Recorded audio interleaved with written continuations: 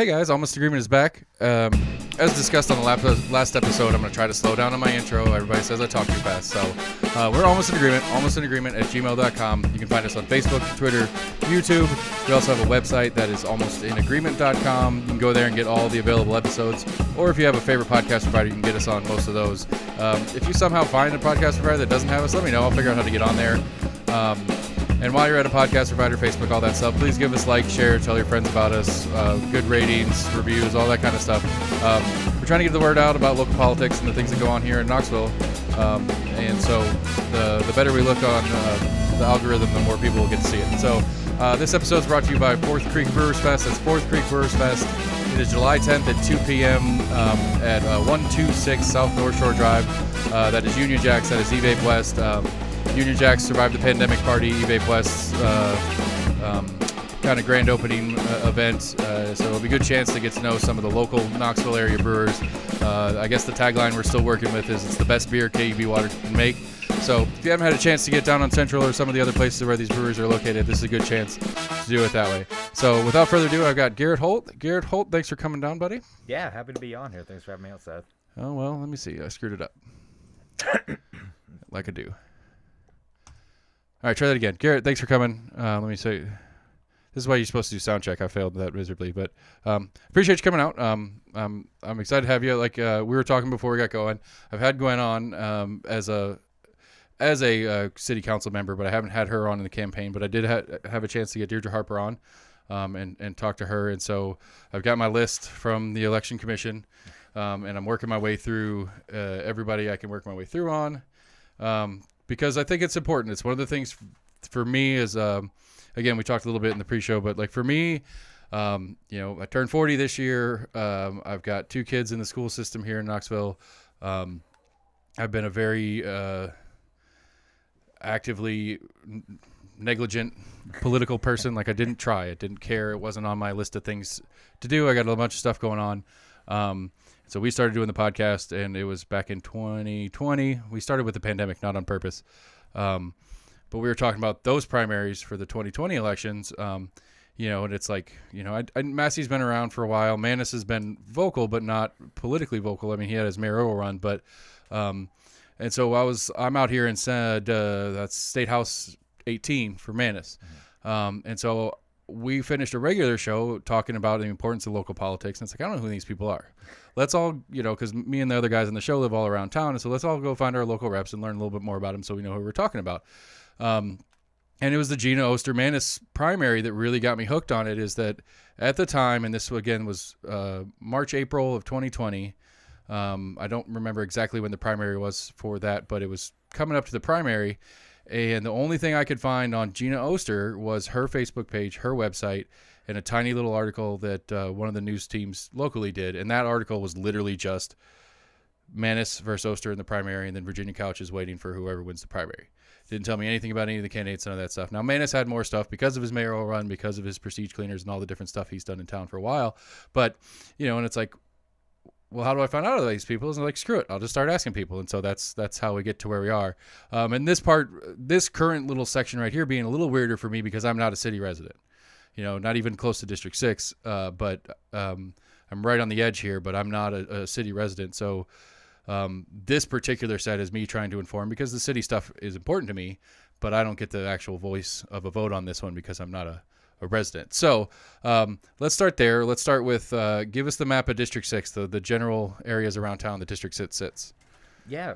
So the 6th district is unique, I think, compared to some other districts because it's it's a very diverse parts of the city. So on the far west side, you have kind of the West High School area, parts of Sutherland Avenue, and then it extends out to downtown and majority of the districts East Knoxville. So really, I'd like to say that downtown East Knoxville area is the best way to describe where the 6th district is. Okay. And so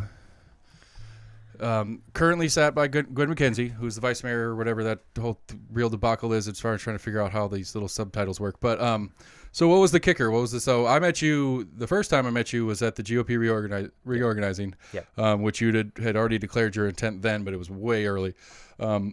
And so like, have you been an active Knox County GOP member for a while, and this was something that was always part of your life, or was there something specific that got you rolling into actually seeking a seat? Yeah, and so I think to answer that, just kind of rewind the clock a little bit, give you some perspective on Okay. how I ended up in this position. Yeah. I was born and raised here in Knoxville. I spent pretty much my entire life in the city, and this is something I've thought about doing for probably close to a decade now.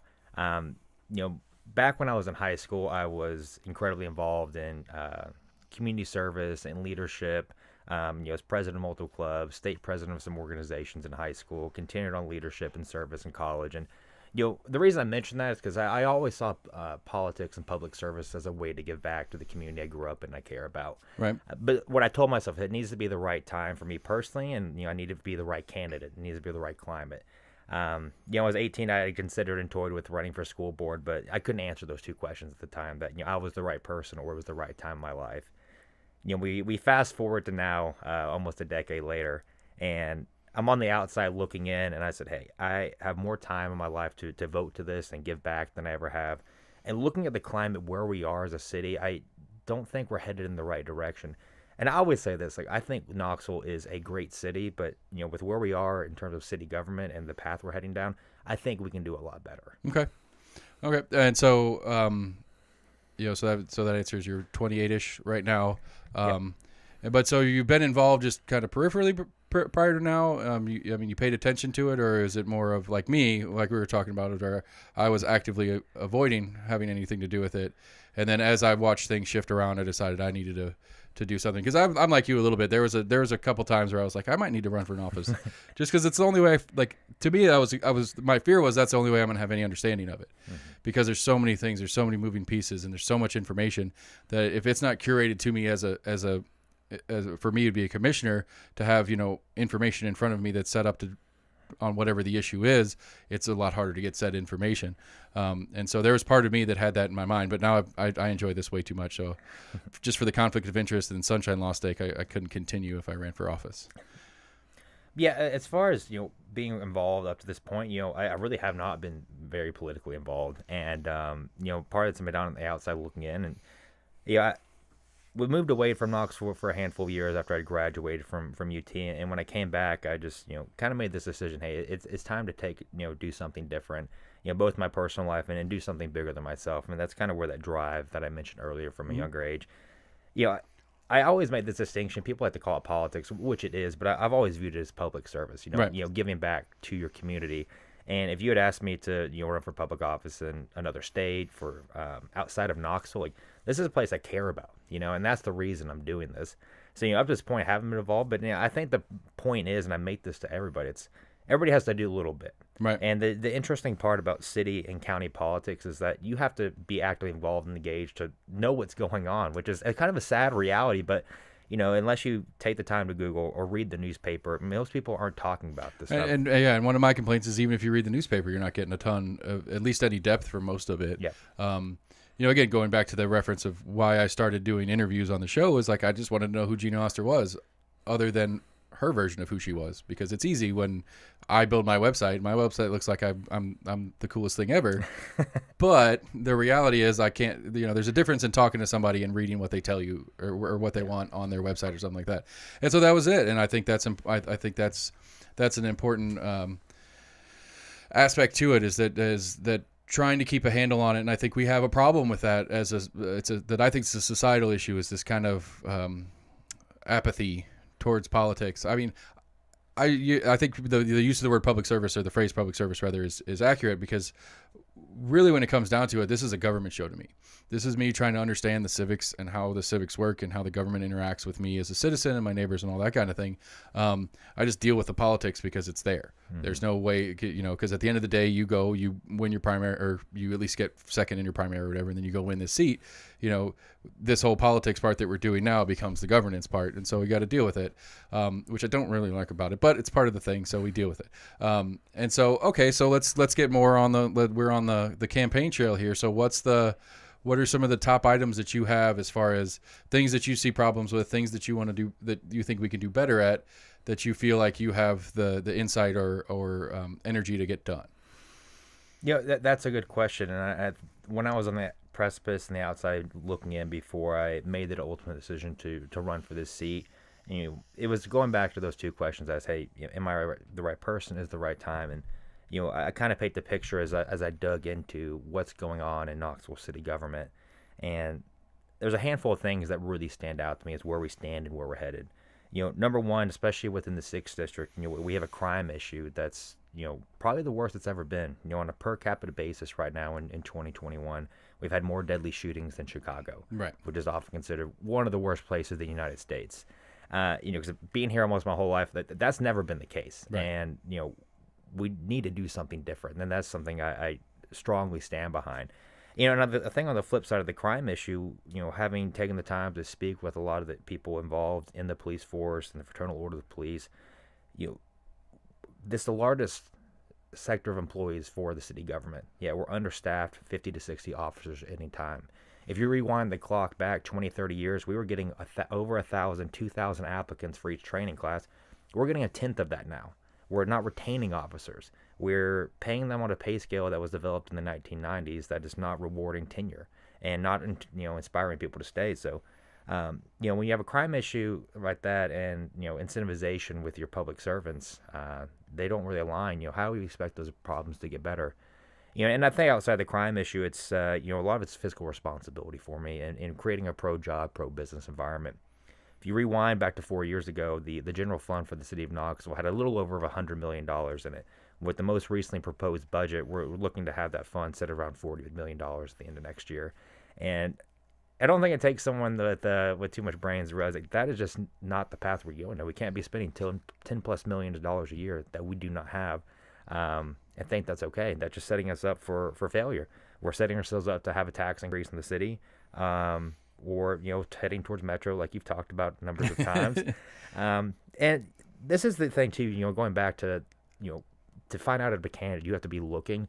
The one thing as I've gotten down this process is the stories you don't hear about, and this kind of ties back. The city of Knoxville needs to create a much more pro-business, pro-job environment.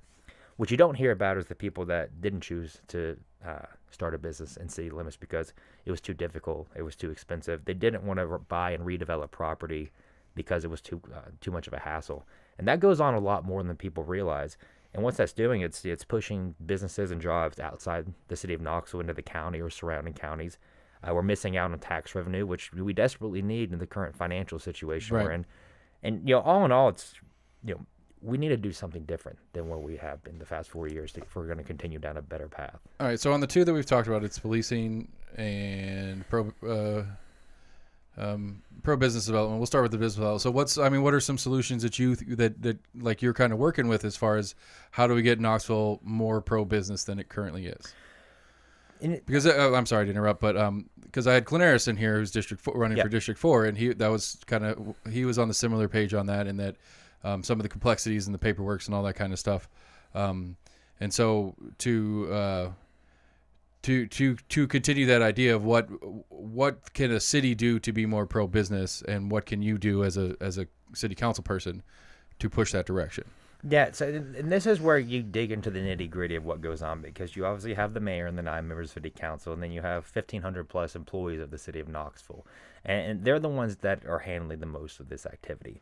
Now, we're going to split this into two buckets when we talk about being pro-business, pro-development. Essentially, how do we get more jobs, get more commerce, increase tax revenue in the city? When it relates to being more pro-business, pro-job creation, it's you're going into the city, you need permitting, you need zoning approvals. You're either going through city council and or city employees. And this is from anecdotally talking with a number of people. It's a red tape environment. I think Jim might have said something. It's when he went through during Haslam's administration, when they were trying to revitalize a lot of downtown and Market Square, say, hey, let's roll out the red carpet with you guys. We want to bring people to the city. We want this development. We want these jobs. And that environment and that mindset shifted. And a lot of it's, a top-down approach, I think. Who's making the decision for who sits in these departments in the city? And what's that process like? We need to be holding their hands, rolling out the red carpet to make sure it's an easy, smooth process, that we're attracting people, that we're also being proactive in terms of recruitment for companies that want to relocate to the city. And into the other bucket, and I think this plays into business development, it's, a major responsibility that the city council plays is land use approval. So zonings and rezonings. Right, that's been one of my discoveries the further I get into this. Like between either city council or county commission, probably the most impactful things that they do that we as a constituency pay the least attention to is land use. And when we're getting out of zoning, changing zoning, city just did the recode a couple years ago, but now counties, there's some discussion in the county-wide on whether we're going to change some of the greater long-term plan for the county. But that was one of the things that not necessarily surprised me, but just didn't click to me early until I started really talking to some of the commissioners and stuff like that about how much of the job is land use. Yep. And so continue. I didn't mean to interrupt. I was like that process is important to me, and I'm still trying to grasp it. And so opening up land use, I presume, is part of what you're talking about, trying to be more creative with what people can do on land, or what are we talking about? So that is the interesting thing when you compare county and city, right? Because the city, we're essentially geographically locked at this point with the amount of land we have available. So, what do we allow that for? And when we talk about land use approval at this stage, if you go through city council meeting agendas and the minutes, a lot of it can be some minor rezonings. But what we're really looking at is, those large-scale development projects that have a massive impact on the city. Apartment complexes, large residential complexes, multi-use facilities for business and commerce. And there's always a fine line, I think you taught her with this in terms of, hey, is this good for the community, good for the neighborhood? Does it fit in where it is? But also, we are a growing and changing city. You've been here a long time. You see where we were 10, 15, 20 years ago. Knoxville is not the same. And to think, that we're going to continue to be the same city we were 20 years ago I think is naive. I think we need to do a great job of preserving what makes Knoxville, but also accept that, hey, we are going to, the word's God now. And if we want to keep up with this population growth, if we want to keep up with the budgetary spending, we need to incentivize at a city level, bring in large development projects to, fit the population, bring more jobs to the city, create more residences, and increase the tax base. Right, and I think for you specifically, I think District 6 is probably got more space for redevelopment than some of the other districts do. I don't really follow it that tightly, but I think there's a lot that could go into District 6 that may not be able to fit in some of the other city districts as far as the different areas, like the elephant in the room being the multi-use stadium complex that is in District 6. Am I right? Yep. Yeah, and so like stuff like that whole section of the eastern part of the old city and that's used to be all warehouse and stuff like that. That's been, talk about living here in a long time. Like I remember when you didn't go down the old city at all, let alone anywhere outside of the actual intersection. Like when I was a freshman at UT, like the old city was the intersection. And like the two buildings on either side of the intersection, and you didn't go any further than that. Yeah. You did what you were doing, and then you got back to campus, for me at least. And so it's interesting to me, again, try to figure out how, because we already have this recode in place, and what some of the changes are. Because I think one of the things too that I think is interesting that's going on in the same kind of conversation is the mass transit part of the conversation. I still don't quite understand how much we spend and how much actual money the CAT system makes on its own. Like I still can't figure out the budgetary part of that one, for how much it's used. And I don't know, at least on this end of town, I never see anybody on the buses. I don't know if there's more action downtown, East Knoxville, stuff like that. But it seems to me like that it's stuck in this halfway spot between just a fully, everybody gets access to it because you live in the city, and kind of being useless in some places and some not. So I don't know why I got on the bus topic. It just popped in my head. But anyway, that's not what we were talking about. So rezoning's a big deal. Not rezoning particularly, but land use. Are there particular, maybe not specific projects, but like style projects that you think that would fit well in the city, specifically your district or around town in general? Some of the multi-use, similar to what's going on the strip downtown right now, that you're looking into, that you think would be a positive for different areas, or what exactly are you looking for when you're talking about trying to recruit bigger, larger scale business and redevelopment? Well, I think it's looking on the other side of the issue. What's going on in Knoxville right now, and I mentioned earlier the budget deficit the city currently operates in.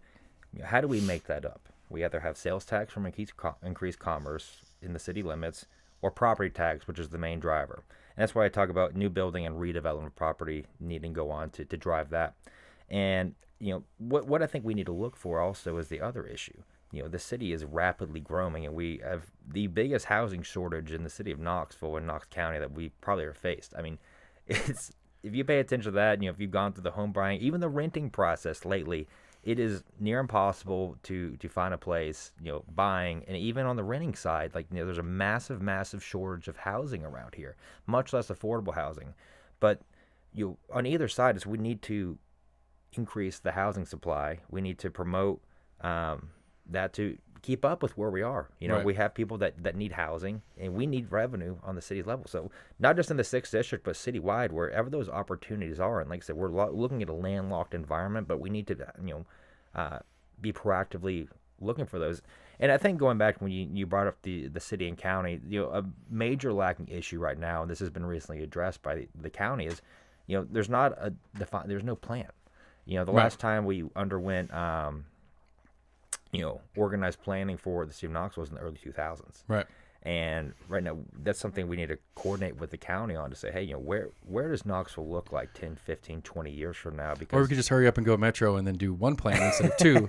Not and I appreciate that you actually know that part of my little shtick, but and that's not the way I think that would. Again, for me in the metro thing I think it's something that needs to be like a real discussion about. I don't want it to be the city goes bankrupt and the county just absorbs it because we have to. The idea of going metro to me is well thought out. This is how we want to do it moving forward, because it's an eventuality. I think it is. I think realistically, maybe 15, maybe 20, maybe 30 years from now, it's an eventuality. If the growth continues the way it is, Metro Knoxville is a reality. And so, proactive being a word that you were using, is Metro to me is a proactive conversation, not a reactive to a bankrupt city. That's not how I want to get there. I've heard the phrase, I've heard different people talk about it, but that's not, to me, it's to have a better designed government that governs me as a county resident, not a city resident, but for those that are both, having one unified government that's taking care of the different all the different things together instead of in the separate bodies. And again, the fiscal conservative of me is like, well, we have engineering in city, we have engineering in county, we have these, the others. But then over here, we have all these that are already metro style. The school board's already metro style. Mm-hmm. The prison part of policing is already metro style. And so it's a weirdism to me that we're half metro right now. So let's have a real conversation about, do we need 2 engineering departments? Is this something we can merge? Do we need 2 mayors? These kind of things. But yeah, bankruptcy is not the way I want to get there. But okay, so the other thing we were talking about earlier is the policing conversation, and I had Sheriff Spangler on a little while back, and one of his things on his budget this year was trying to get his salaries for his deputies to catch up to the city, which is what you were telling me. The city's behind what they probably should be paying to retain and keep police officers as well. And so I go back and forth. I have I tend to lean a little bit more libertarian. There's a lot of stuff that I don't think should be illegal, and so that we spend a lot of time and money policing things that ought not be, in my opinion, and not only policing those things, but then housing these. I don't like to use the word criminals, but they're criminals by the law as it sits right now, and housing these criminals, which is again is a cost for something that shouldn't be illegal in the first place. But I guess what I was really slowly working my way around to there is that. Like right now, there's this new initiative, which we've been trying for in small chunks, that they're trying to expand with that KPD social worker partnering thing. Is that part of what you think is the future of policing in general? Do you think it's the right move for the city? Is this something that we're still waiting to see the test results for? What do you think on that part? Yeah, no, hey, I think that's a fantastic question. With the co-responder program, I think is a fantastic initiative. I think the fact that we're expanding that makes a lot of sense. And this is the way I have to look at, every, situation is different. And, I think for cases where you need both of those individuals on the scene, that's fantastic that we have that resource in place. But the fact of the matter is that is, a handful of individuals involved in that program. What we're looking at is, what's the bulk of the bag? What's the big ticket item here? Is the 300 plus officers that we have in the city department, not the handful involved in that program. And where the mishap is occurring right now is, as I mentioned, we're short-staffed 50 to 60 officers. And what's that entail? You go talk to the guys that are out there on patrol. Some days they get more calls than they can handle. These guys and women are working overtime. and just a lot of the climate that's been going on, sometimes they aren't respected that well by members of the citizenry. And that's the one thing in my mind, we're doing good. That's a great stride we're taking it and instituting that program and having those resources available. But we need to get the big stuff right first, and that the big ticket item, like you mentioned, is making sure we have a staff department with people that are motivated and want to stay there. Okay. Because again, like coming out of the pandemic and the whole year that was 2020 and all that meant is like the conversation about policing, which again, the libertarian piece gets kind of excited about because we're talking about, kind of fundamentally changing. Because one of my issues with it is like, I'm a 40-year-old white dude and I still get a little freaked out when the cop rolls by me in an intersection, and it's like, like that mentality is one of the biggest issues to me, I think, moving forward as the relationship between the police department and the citizenry. There's a great, what's his name? Neil Brennan. He was him and Dave Chappelle did the Chappelle Show together. Anyway, he did a stand-up special. He had a great line. He's like, "Do you ever see a police car and it says protect and serve, and it's in quotes?"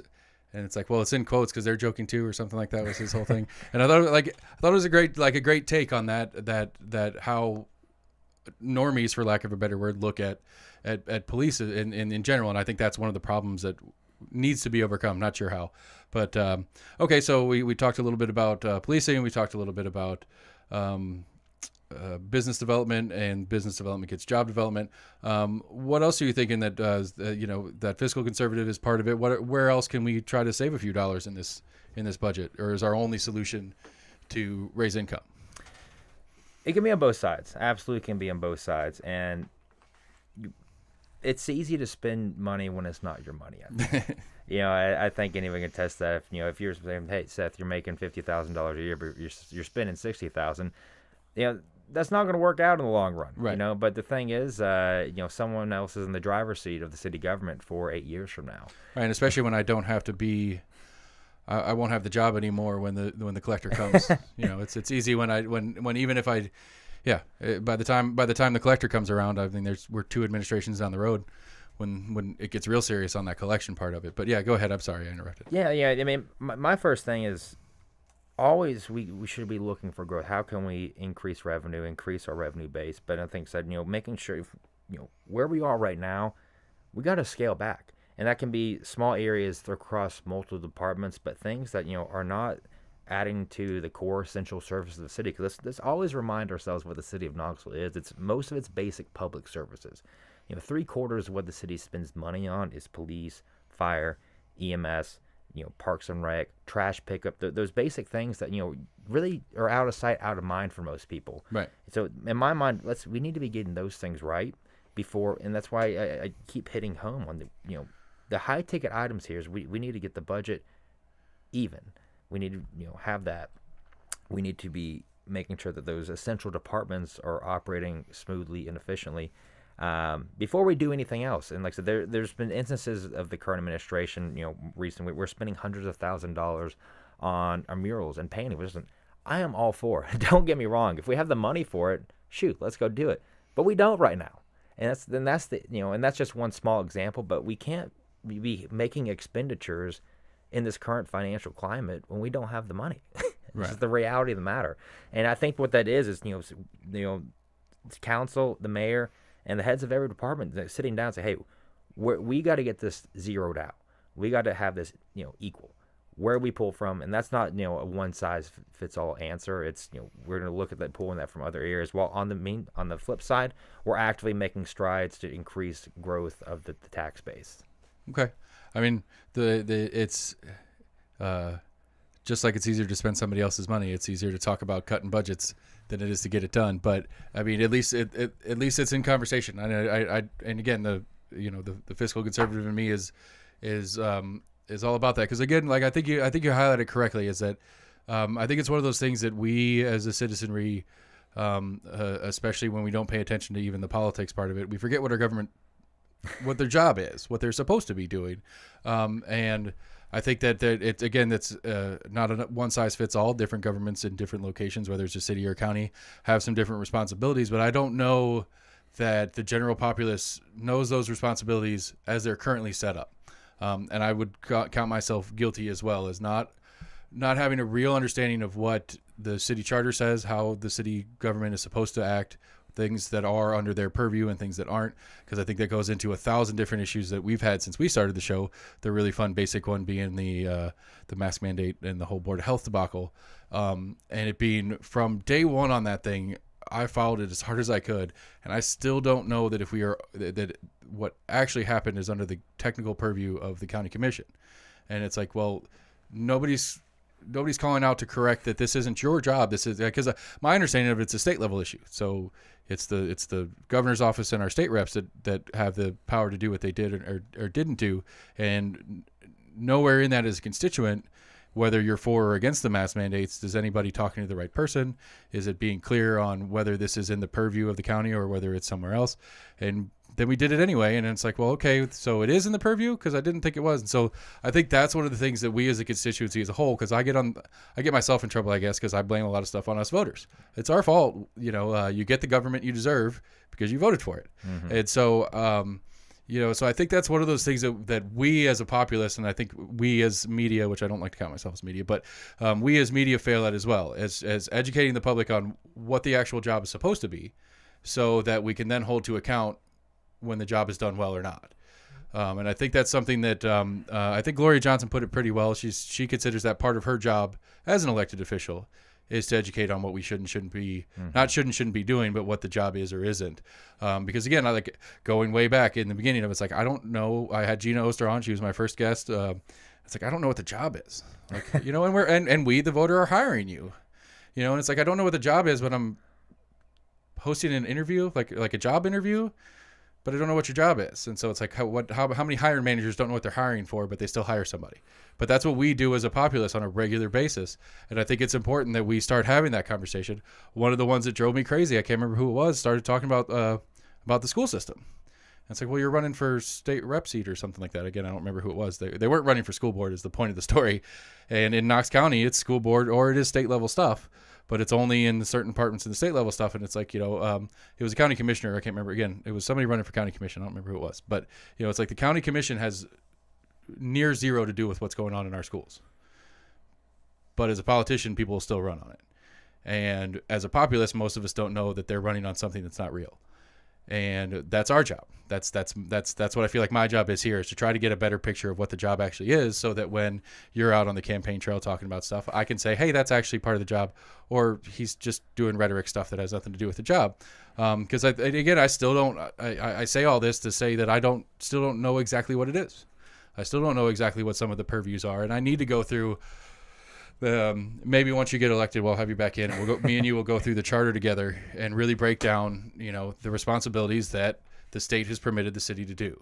Because I think it was Scott from the Compass I was talking to about it. He's like, when it comes down to it, everything is really under the purview of the state. The state has the power for everything, but they grant the power to a county or a city, and then that's per the charter. Homework, everybody, go read the city charter, I guess. Okay, so we got spending stuff, we got business growth, we got policing. What else? Okay, I guess on the failings, what are the failures that you see that need corrected that are outside of what we've already talked about? Well, the one thing I just wanted to touch on real quick, and I think this kind of plays into the same points.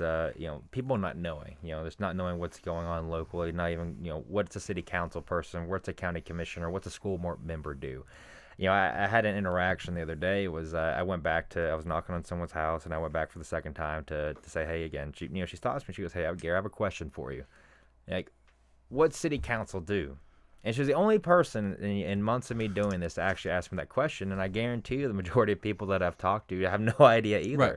And it is a big issue. And one thing I firmly believe is, we need people that are just, in leadership that just don't want to do the right thing, or good and honest people. And I know that sounds so basic, but, I've made this point. It's like, I see you, I show up at your door, you might have one interaction with me. You might vote for me or someone else and not even know who they are. But the goal is, hey, when this person's not here, what are they doing for me? Are they looking out for my best interest? Are they looking at the best interest of the community and the city I live in? And are they working hard and being proactive in doing that? And to answer your question, and wrap this all back around, I've talked with a lot of current officials on city council, on county commission, people who have served previously. And one thing that I've found very surprising, which I didn't know, is just the lack of intercommunication between these different governmental bodies. I remember I asked one city council member, hey, how often do you talk to the county commissioner whose geography largely overlays with yours? Almost never. I see. I tried to get Buck on from the county law director, and I want to do a whole episode with him just about sunshine law, because that one I'm curious about. If you like, because you would be a chunk of District 3 in the county. I'm trying to remember where the county lines up with District 6. Anyway. It's mostly the first. Okay, so Tommy Smith, currently, right? Dacia. I'm sorry. Yeah, Smith. Yeah, Smith City. See, I get all you guys confused. Anyway, yeah. So it does that fall under sunshine law? It depends on the situation, and that's where it gets sticky. It is an interesting law, and in all fairness, it's probably broken a lot more than people realize. Most people probably don't even realize what the sunshine law is. But the point being is, whether it's Well, because I'm sorry to interrupt, but Dacia said it on here, and she's like, she's like, I cannot count the number of times I've had calls or emails complaining about a sidewalk that's been broken for years, and it's like, well, that's a city thing-ish, and it's kind of this back and forth between who's actually responsible for it, and again, going back to that charter part of things, and like who's actually responsible for it. Do we know? Is that answer clear? Is it something that you could talk to Dacia about, and you guys could work together, and you could sneak out a couple $100 from each budget and do whatever you need to do? I don't know. And to push you back to where you were going, is that communication between the two bodies? As far as what you were saying, is that there's not a lot of communication there, and that's, I'm assuming, something that you would like to change. Yeah, I think that's going back to the point of what does each body do? County commission, city council, they have almost nothing to do with schools, but those tax dollars that we collect have a massive impact on schools and those members of our community. The point being is, a lot of the issues that the city faces, the things that we want to improve on, everybody touches on to some extent. And it just, I think it's sad to me to see that we have all these elected officials across school board, county commission, city council, and there's no direct interaction, especially, no consistent interaction between those bodies, when, hey, we're all one Knoxville at the end of the day, trying to accomplish the same thing of making our community better. So what you guys are hearing right now is that Metro is the right idea. Whether he's saying it or not, I'm going to say it for him. But no, because you're right, because again, we had a fun situation out here back in Victor Ashe days when he was full on annex crazy. There's a section of town that's further away from Knoxville than where we're sitting right now, that's still technically part of the city. And so the city controls the easements, but it's a state road, but it's surrounded by county. And so we've had year in and year out flooding issues, and the debacle of getting those three bodies on the same page to get a project done, to put a pumping thing in to move water so that we don't have flooding, has been I think it's been a 3-year process as of right now, and we still haven't hashed out the plan, because this, the city doesn't want to chip in any money, but they'll give the county permission to use the land for a pumping station, but the county doesn't have the funds to do it all on their own, and then the state's chipping in a little bit. It's a big weird thing, going off this communication point, because if I were technically a city resident out there, I'd be pissed as a city resident if it's who's holding up the job here, and why is the job not getting done, because we're not communicating well between the bodies. And I think that I agree with you. I think that's an interesting it's an interesting aspect. I think the answer is pretty simple, since we do talk politics a lot. I mean, if you get down to the brass tacks of it, you have we'll play the color game, I guess. We have a fully blue, almost 100% blue body city, and a 80-something% red body county. And we all have our own political games that we play, and so they don't play well together. Because again, a great example of that being the two mayors going back and forth about the police and school situation. Like, I can't wrap my head around, and again, it's our fault as constituents for not knowing better, but how Kincannon basically letting the school board out of the old deal because the school board wanted to change it, turned into she wants no cops in the schools, and he wants all cops in the schools, kind of back and forth fight media wise. And it's like, it's so absolutely inaccurate to what's actually happening, because you guys are playing politics instead of playing what's right for me. Or, well, not for me because I'm not a city resident, but still what's right for me. My kids are, my kid's school is in the city technically. when they get into high school because they're at West. West is in the city limits. So stuff like that. It's really frustrating. And I'm on board with that premise. I think it's important that these two bodies plus the state are working together as a one for me, because again, you go back to the how it's supposed to be. It's like you're all supposed to work for me, the constituent who voted to put you in there. So I like that. I think that's a good valid point to add to it. Okay, so what are we looking at? August 31st is primary. Yep. So the primary election for this, and as well as two of the other contested districts, is on August 31st. Early voting is going to start on August 11th. So, we're A month away? month and a half, 2 Yeah. months away from the start of voting. So it's getting pretty close now. It's crazy how this works too, and I'm really upset about the county or the 22 stuff going on. Like I get it, but it's really frustrating that you have all this this county level stuff that's already rolling in, as far as people announcing their candidacies, starting their campaigns and stuff. And it's like, can we just get through the city one? Can you at least wait till like September? Do we get the primaries out of the way so that what little attention the media in general gives to local politics, that it can at least be on the one that's now instead of the one that's a year from now? But it's interesting and it's exciting, and there's a lot of stuff going on. So that's 31st, and then November is the actual election. I always go over this when we're talking about city stuff because it still blows my mind the way city elections work. So the way we primary is there's three in this contested primary for District 6. The top two vote getters will continue. Yep. That primary is only for District 6 residents. Yes. But once we get through that part, the whole city gets to vote on District 6 as well. And I think that's weird. And I think that's something that probably should change. I'm not telling you to do it or run on that or anything, but that's something to me as I'm watching, I think that's weird. I think it's odd that you could have, let's say, District 1 with Tommy Smith and David Hayes and Cruz. Elizabeth. Yeah, Elizabeth Cruz.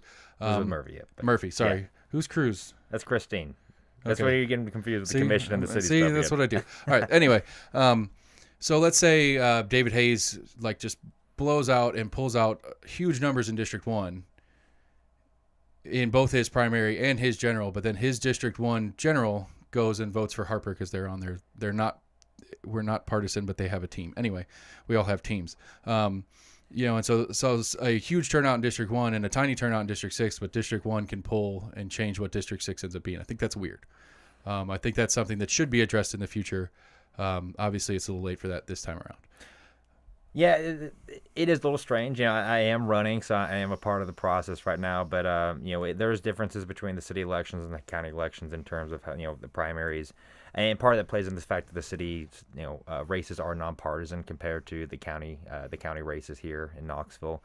But I think it is a little strange and a little cumbersome on the election process. But at the same time, if you look at, hey, what's the reasoning why behind it? I think it still makes sense. It's, obviously the people in the 6th district and that part of, the city, you want to vote for someone or hopefully have someone elected that's representing their interests. But at the end of the day, city council, is hopefully the representative of the 6th district, it's go, hey, I want to represent and look out for the people in that part of this community. But city council as a whole is still responsible for the city of Knoxville. So, I think it's, both play into it. Is it strange? Could it be a little bit better process? Go back to for those if you guys didn't catch it though, I think it was the last Compass time I had the Compass guys on. We had a whole thing, the history of why it's in place and stuff. It's pretty gross. I mean, it's just old. It's old hat stuff that was manipulating the political system for the advantage of X, Y, and Z, and it's just still here. And again, that's become a personal pet peeve of mine. It's not important. This is the way it is. This is the process we get to work in. So we're going to work in it. I just like to complain about things when I have the opportunity. So, well, hey, if you don't complain, nothing ever gets done. Yeah, I mean, and again, and that's and to go with your origin story versus my origin story, as far as like I started to lean into it, thinking I might be wanting to be a candidate or something like that. But I think what we're trying to do here is just as important as if I took a seat. I think we're going to get, as we continue and as we grow and as we get more candidates on, like I've thrown the idea out, and maybe I'll follow up after primary with you about doing some debates on here, because we don't do it. Nobody pays attention to it. There's not a lot of conversation about it. I don't know, you might know it off the top of your hand, but last time I talked to Chris Davis from the Election Commission, he's talking about certain districts and primaries have 1,500, 1,200 votes for a primary. Yep. I don't know what's there, 60,000 people give or take per district. No. what do you say, 6 districts, 20,000 people, give or take, in each district, and you have less than 1% showing up to put a candidate in. That's a lot of people that are being represented without taking the opportunity to know anything about any of their candidates. And I think that's something that needs to get fixed, and I hope to be a part of that. I think you make a good point, and one thing I've said throughout this whole process as I started running, and I firmly believe this, is all these issues we've talked about with crime, with the spending, with creating a better business environment, the intercommunications between the different governing bodies. Like, I can't fix any of that, and I don't mean that to say I can't do it. I can be a part of it. I said this is not a me thing, me running for this seat. I'm still one of 9 city council members. I'm still one resident in this community. It's a we thing. And, to go what you're doing, it's vitally important that, people get the word out, that people publicize this, that people listen to see what's going on in the city of Knoxville, just as much as important to people like me to step up and try to do right for the city. Just as important for people to stand up and say, hey, I want to show up and vote and, have a say in what goes on and who represents me and what goes on in my community. We all have a part to play, and that's just the reality of the situation. You have a governing body do whatever they want, but they're still just a piece of the puzzle. Right. And there's a lot more that plays into it, just that. And that's where I think, looking at the city council race where, we're headed, it's an interesting election year, I think. But, it takes multiple city council members, especially in the nature of the Knoxville forum governed with the strong arm mayor system to get something done. Right. Again, I need to do a whole episode on the charter to try to understand it better, because again, that's one of the things as I'm learning is how the mayor really kind of gets what she wants. It's the council gets a little bit of platform, but when it comes down to it, if the mayor wants to do it, the mayor gets to do it. And it takes some serious effort from the city council, which currently is not particularly opposed to many things that the mayor wants to do, so it doesn't matter. But I think it's important that we diversify both bodies, for that matter. I think both the county commission and the city council are two specifically ideologically the same within their own bodies, and that voices are getting lost in the conversation, and it's not compromised and trying to get a mutual benefit end. It's this is the direction we're going, this is the direction we're going, which then goes into our lack of communication problem and so many other things. So I don't know, let's take a minute. You want to do your plugs, website, Facebook page, any of the stuff like that? Any way people can reach out, learn more about you? Or actually, let me pause that for a second. Let's start with anything you'd like to get out before we start the wrap up process of plugs and all that kind of stuff. Anything? Yeah, well, Seth, first of all, I just wanted to say I appreciate you having me out here. I think just to end on this note, kind of, hey, what's this why? We laid out some of the issues going on in the city of Knoxville and kind of what some of my prerogatives are. But, at the end of the day, one of my mentors I grew up with, he said it like this. He said, Garrett, when you're in the position you have the opportunity to serve, it's a privilege. And, it's a dishonor to that privilege when you try not to. And I think this goes back to the point we're trying to make is, people just need to pay attention. And, for me, I'm not doing this because city council is glamorous, it's sexy, it pays a lot of money. It's none of those things. I've given up more time and energy and effort in this process than, I'm ever going to get individually in return. But just for the sole fact that, I want to try to do the right thing and give back to the city. And help us be better. Like I said when I came on, I think we live in one of the most amazing places you can live in the United States, and we're such a great city, but we can be better. And I think your why and my why are different, but it's still our city. I want to make this place better for us right now, but also make sure we're set up for success for the people that come after us, because we're really at the end of the day just temporary stewards of all this. Right. But, as far as plugs, feel free to reach out to me. I have a website set up, Let Garrett Holt. You can find me on Facebook and Instagram pretty easily if you're on social media. I'm pretty easy to get a hold of. Cell phone numbers on all those too. So I don't care if you text, call me. A big goal for me, as I run and hopefully one day assume office is I just want to be accessible. I want to be able to listen. That I think goes back to what I said earlier. It's public service. My job is to serve the people I represent, serve the members of the 6th District community, the residents that live there, the residents of the city of Knoxville. So, I want to listen and understand, hey, what are the issues that are important to you? What matters? So I can translate that into action one day, or at least attempt to. And at the very least, make sure that these things are known and going on. But And that's just really what I want to try to do, is be a leader that listens and works hard and is there for people.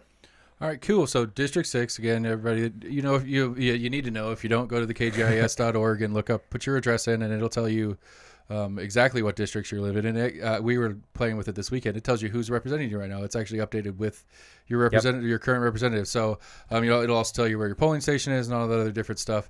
But I'll put a link to those on in the website for sure. And I think that's all I got. Unless you got any final things. I think the getting involved, whether it's the way you're getting involved, whether it's the way I'm getting involved, whether it's being an educated, actual, putting forth real effort voter, not just going out to vote, but voting, knowing who you're voting for, because you don't get to cheat on a city election. You don't get an R or a D to pick.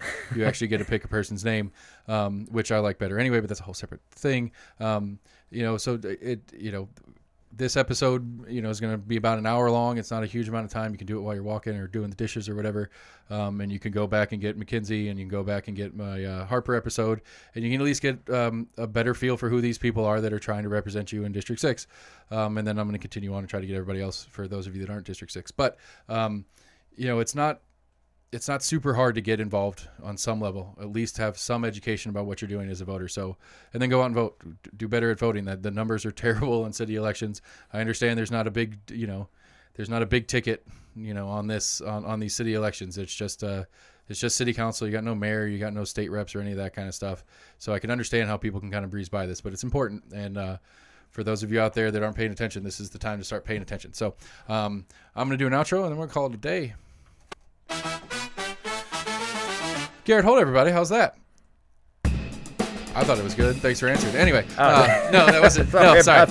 No, that wasn't a question for you at all. That was a question for the listeners who couldn't answer. But anyway, I'm a terrible. I make bad jokes. Anyway, almost in agreement at gmail.com. Facebook, Twitter, YouTube. We are available at almostinagreement.com. All the episodes are there. All the episodes are on your favorite podcast provider.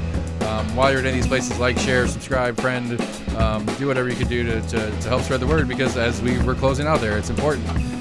You don't get a lot of opportunities, especially these city races, to get any depth on any of your candidates. So at least this is what round one with Garrett Holt.